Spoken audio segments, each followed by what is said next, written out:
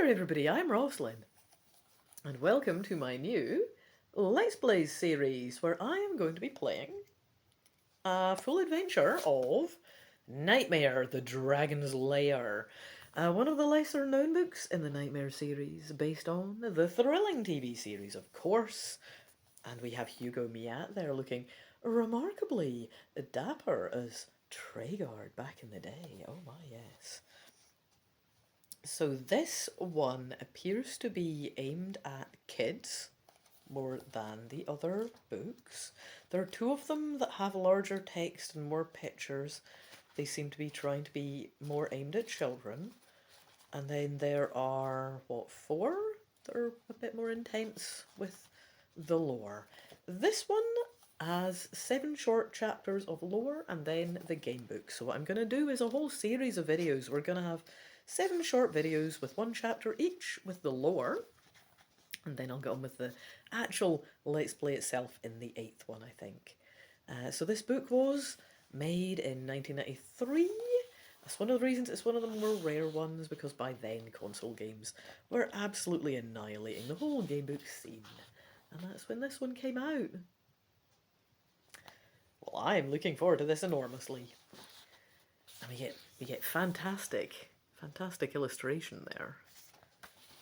Yeah. Who did the illustrations, in fact? Let me see if I can find. It just says 1993, copyright by Arcadia with a K?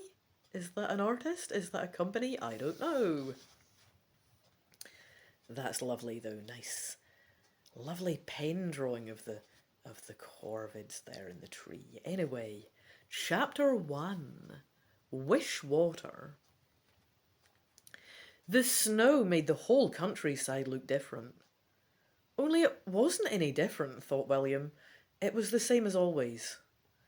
The thing that had changed was the way he saw it. He kicked at a furrow in the snow, clearing it away to reveal a broken branch. He picked the branch up and swished it around in the air, imagining himself a knight of olden times. But the wood was damp and rotted, and on the third swing the branch broke in half. William tossed the broken branch away. His career as a knight over before it had begun. It was mid-afternoon. Earlier, with the sun in the sky, it hadn't been too cold. The snow glistened then, droplets melting from the icicles in the trees. Now the sky was colourless, and a bitter wind whistled across the heath. William turned up his collar. He wasn't ready to go home. He might find it changed. Not changed like the heath under the snow, but really changed. Not home anymore. He heard the steady crump of footsteps in the hard snow. Walking to the top of the rise, he looked past a copse of bare black trees and saw the burly figure of Mr. Treguard. He was standing as still. There he is, you can see him. He was standing as still as one of the monoliths at Stonehenge. Oh, there he is, you can imagine him standing, gazing out across the expanse of snow-covered countryside. William moved back behind the tree. He knew Mr. Treguard as a rather gruff man, rich and a little eccentric, who lived in a sprawling old house across the heath. Dunhelming, or something it was called. We all know it's Dunshelm, but this kid a dope. Kids, they stupid, they don't know this. Anyway, William had been there once, with a few other children after school, at the end of the summer. They had had a party on the lawn, a birthday party for Mr. Treguard's 13-year-old niece, Faye. William had gone exploring, venturing through one of the open doors off the patio into a long book-lined study. But he had carelessly blundered into a table and sent a vase crashing to the floor. Too embarrassed to face Mr. Treguard with an explanation, he had left the party at once. William suddenly felt rather foolish. Faye had never mentioned it at school. His father received no irate call from Mr. Treguard. The terrifying bell-marked, priceless Ming vase, which he had expected, never arrived. It never arrived in the post. All in all, they had been very kind about the whole incident. They must have realised who broke the vase, and William felt suddenly more shamefaced than ever. He would have blushed if the cold wind hadn't so thoroughly blanched his cheeks. Mr. Treguard suddenly raised his walking stick, jabbed it at the ground like a weapon, and went striding off through the snow. Oh, here he is, striding. More slim than I expected for some reason, Treguard, but fair enough, fair enough. Striding through the snow. William watched his breath curl up like a plume of smoke behind him. He resolved to own up to the vase incident another time. He didn't feel like company at the moment anyhow. William made his way down to the pond known locally as Wish Water. It was iced over and looked like polished black marble under a sprinkling of snow dust. William knew better than to walk on the ice. The winter sunlight was feeble, but enough to spread cracks that made the ice treacherous. He remembered the story of the poor girl who was drowned.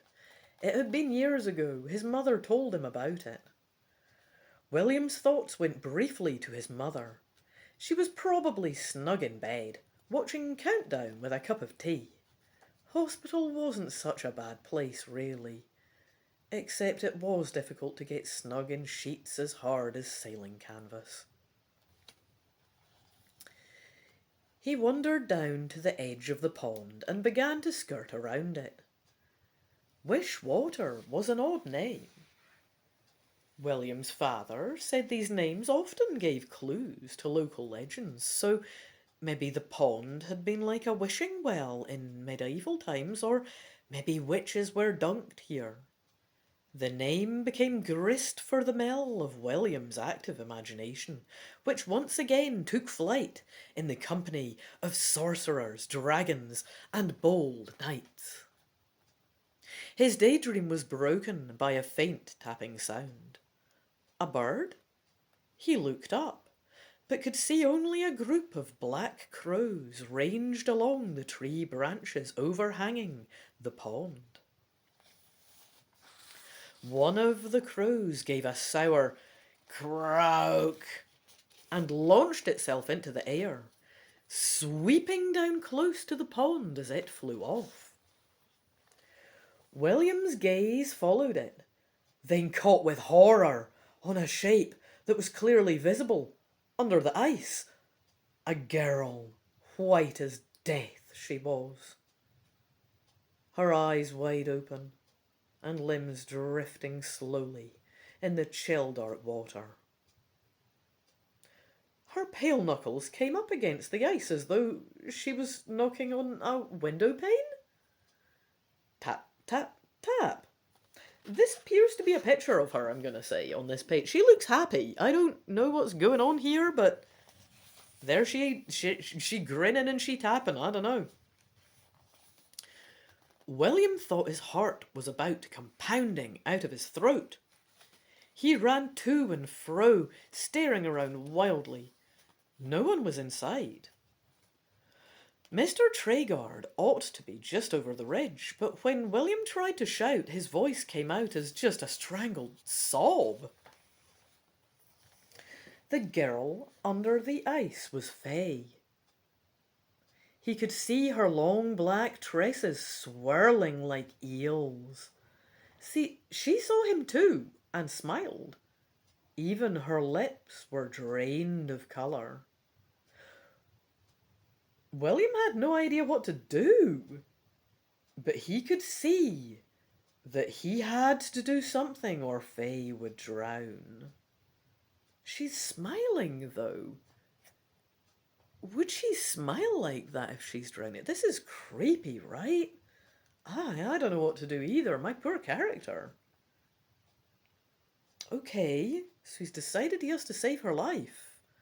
She sounds like a ghost or something. This is creepy anyway.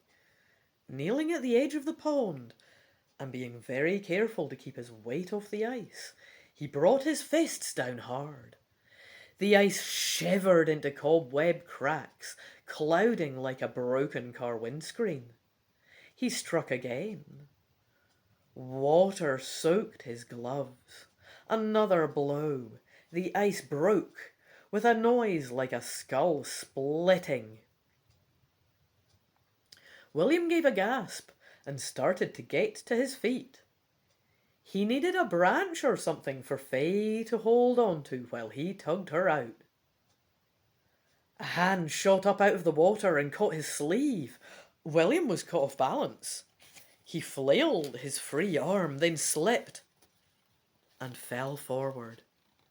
He could see Faye's pale face smiling up at him. I told you, creepy, right?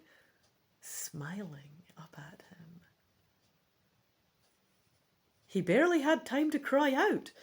Then there was a splash, followed by eerie silence as the freezing water closed over his head. End of chapter 1. Well, that was exciting. I hope you enjoyed coming with me on my adventure. Well, I say adventure so far. I'm reading a story. It's a good one so far, though, isn't it? I shall upload chapter 2 as soon as I've read it, and that shall be soon. Toodaloo the new. I hope to see you then. Bye.